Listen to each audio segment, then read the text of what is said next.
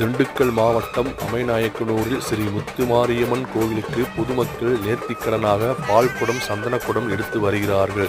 இன்று காலையிலிருந்து பொதுமக்கள் அம்மனுக்கு நேர்த்திக்கடனாக அம்மைநாயக்கனூரில் உள்ள பங்குனி திருவிழாவை முன்னிட்டு ஸ்ரீ முத்துமாரியம்மன் திருக்கோவிலுக்கு பால்குடம் எடுத்து கொண்டு பொதுமக்கள் நேர்த்திக்கடனை நிறைவேற்றி கொண்டு வருகிறார்கள். இன்று காலை முதல் ஆயிரக்கணக்கான பொதுமக்கள் பால்குடம் சந்தனக்குடத்தை எடுத்துக்கொண்டு வருகிறார்கள். முத்துமாரியம்மன் கோவிலுக்கு பால்குடத்தை சென்று அடைவார்கள்.